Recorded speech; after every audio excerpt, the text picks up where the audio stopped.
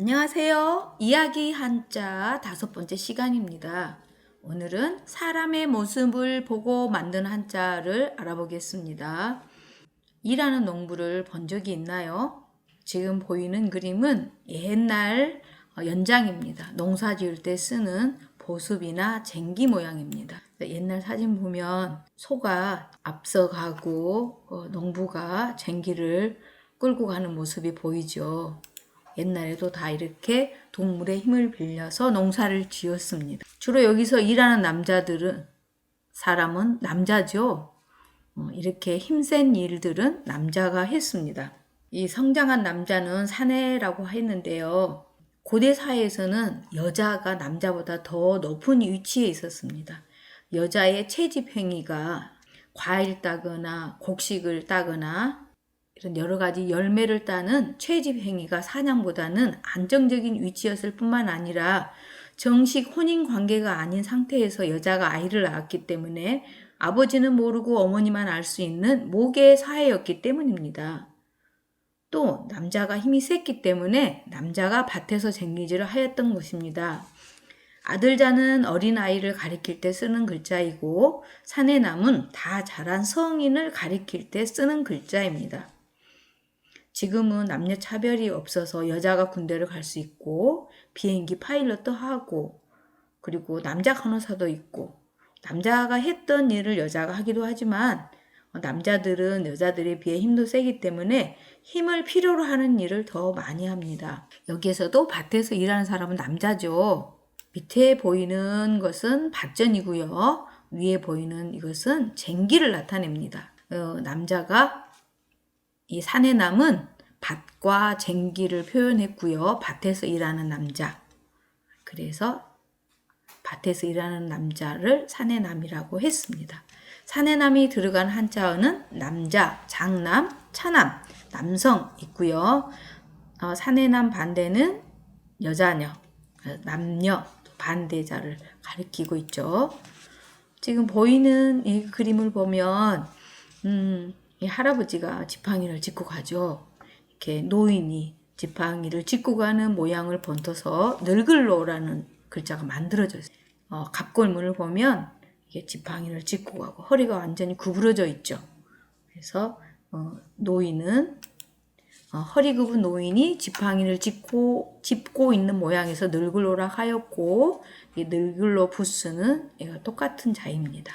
그래서 늙을로가 들어가는 거 보면은 효도효에도 이게 들어가죠. 늙은이 모에도 들어가죠. 사람 자에도 들어가죠.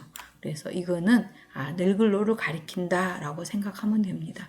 늙을로하고 같은 자이다 이렇게 생각하면 되겠습니다. 늙을로가 들어가는 한자어에는 노인, 경로, 양로원, 노익장, 남녀, 노소가 있습니다.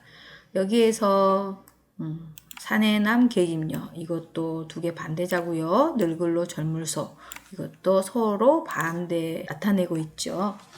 늙을로 반대는 젊을소, 사내남 반대는 계집녀. 지금 여기 보면 어머니, 나이 드신 어머니를 아들이 업고 가고 있죠. 그래서 이것처럼 노인을 아들이 업고 가는 모양에서 효도효가 나왔습니다. 그래서 아이가 노인을 부축하고 있는 모양에서 효도효가 나왔는데요. 옛날 사자소학, 우리 조상들이 배웠던 사자소학이란 책에 보면은 신체 밟으는 수지 부모이니 불감 해상이 효지시하고 그렇게 나왔어요. 이렇게 내 몸과 털옷과 살갗은 부모님께 받은 것이니 감히 상처내지 않는 것이 작은 효도의 시작이다 그랬고요. 이현 부모가 효지 종량이라 그랬어요.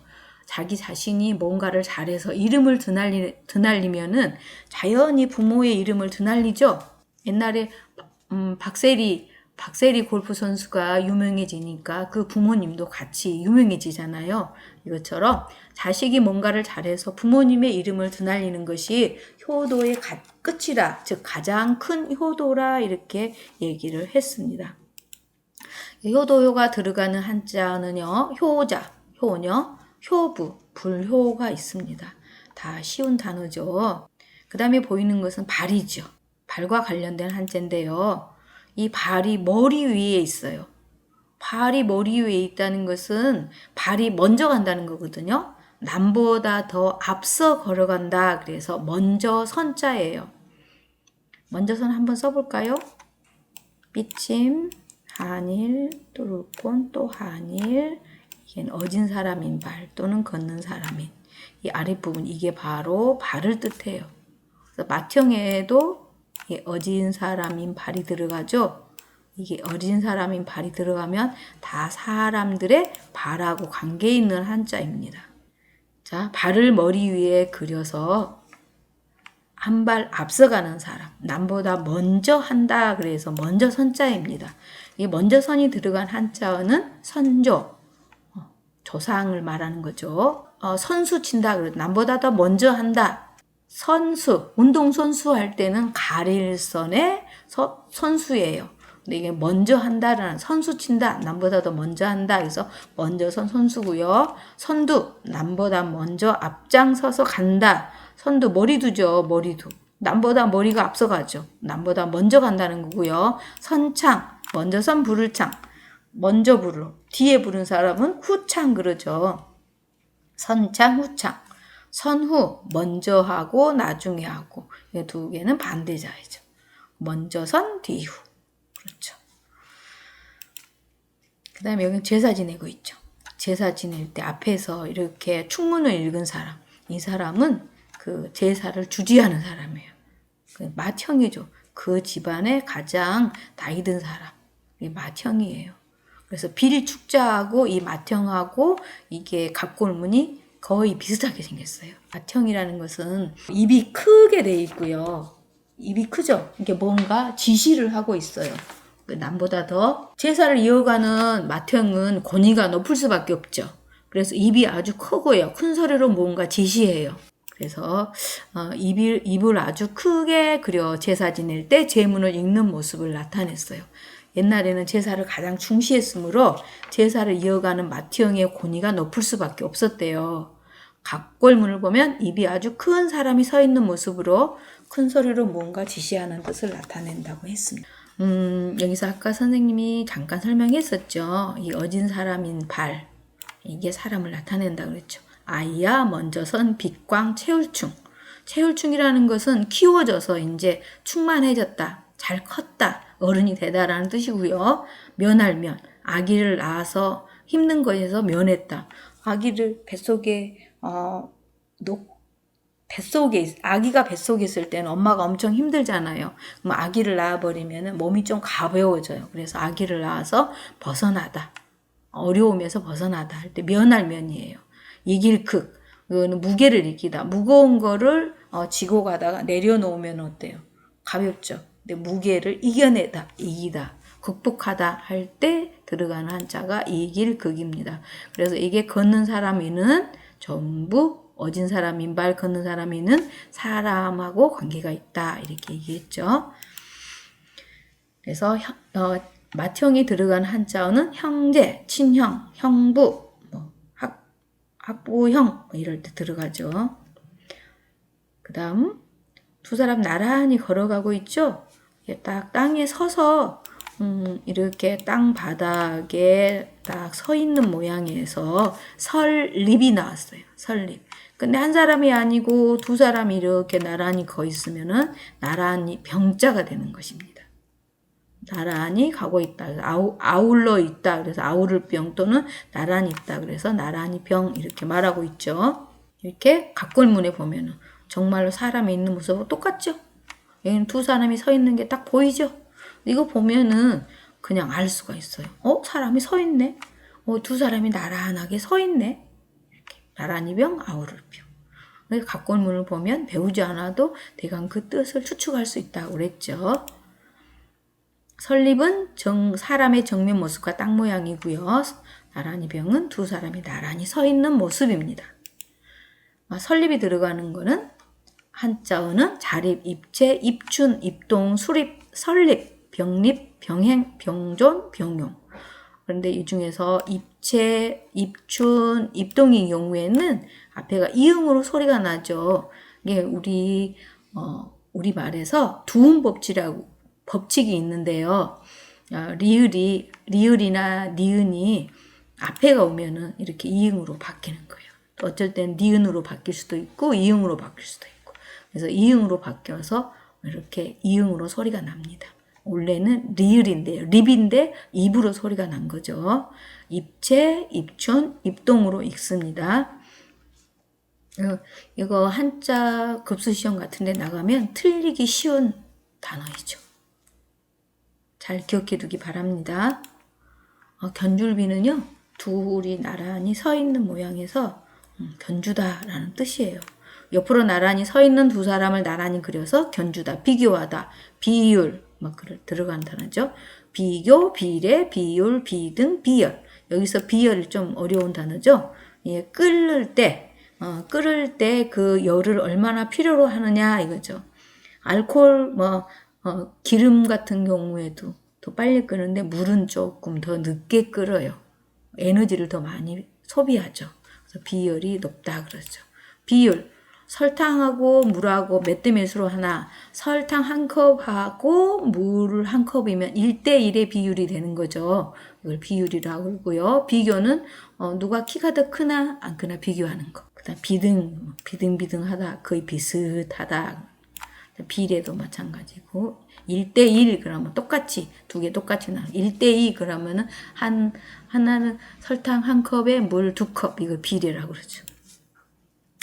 그다음 지금 거꾸로 있죠. 사람이 거꾸로 서 있죠. 이렇게 사람이 바로 서 있는 사람하고 거꾸로 있는 사람하고 이렇게 변화가 되잖아요. 이거는 사실 살아있는 사람이고 이거는 죽은 사람을 나타내요. 사람도 계속 살 수는 없고 언젠가는 다 죽게 되잖아요. 그걸 나타낸 거예요. 죽을 사 할 때도 이게 들어가요. 죽을 사 할 때. 죽을 사 쓰면은 이게 죽을 사변 뼈 앙상 아래다가 비수비가 들어가죠. 사람이 꼿꼿이 서 있는 게 아니라 이렇게 이런 사람을 말하는 거예요. 델화는 하나의 변화다. 뭔가 화학 변화 같은 때도 말하는 거예요. 화학 변화를 말하는 거죠. 델화는 바로 선 사람의 측면 모습과 거꾸로 선 사람의 모습이 합해진 자다. 이렇게 얘기를 했고요. 산 사람은 바로 그리고 죽은 사람은 거꾸로 그려서 삶과 죽음의 변화 과정을 나타냈다. 그랬습니다. 그래서 화학, 변화, 변할 변 델화, 비슷한 자입니다. 화석도 보면은 공룡 화석 같은 경우에 살아있을 때는 공룡이지만 그게 이제 흙 속에 갇혀서 그대로 돌이 되어버렸으면은 그래요. 돌로 변한 거예요. 그래서 화석이에요. 예를 들면 나무 화석 같은 경우에도 생김새는 분명히 똑같이 나무하고 똑같이 생겼는데 이렇게 만져서 두들겨 보면 돌이에요. 옛날에는 나무였지만 그 높은 압력에 의해서 흙이 그냥 몇 겹이 쌓여서 세월이 흐르는 동안 그 나무가 그대로 돌로 변한 거. 화석이라고 그러죠. 풍화라는 것은 바람에 의해서 변화된 거. 석화, 돌로 변해버린 거예요. 나무였는데 돌로 변하고요. 호박 같은 경우에 화석에 보면은 수정이나 다이아몬드 이런 것들 다 호박 이런 것들이 다 화석이에요. 다 돌로 변한 거죠. 그다음 이제 사람의 모습을 번떠 만든 한자 오늘 공부한 건데요. 산해남, 먼저선 맏형, 효도효, 늙을로, 설립, 아우를병, 견줄비, 델화. 그래서 오늘 배운 한자들은 되게 다 쉬운 한자였어요. 사람의 모습을 그대로 번떴기 때문에 눈으로만 익혀도 되죠. 쉬웠죠. 다음 시간에는 신과 관련된 한자를 공부하겠습니다. 이 사람들은 옛날에 조상을 굉장히 중요시 여겼고요. 조상을 거의 신처럼 받들어서 제사를 아주 중요시 여겼다고 그랬죠. 다음 시간에는 신과 관련된 한자를 공부할 거고요. 자, 머릿속 이미지로 그려가는 한자 공부. 쉽고 재미있게 공부하는 이야기 한자 교실. 다음 시간에 또 만나요.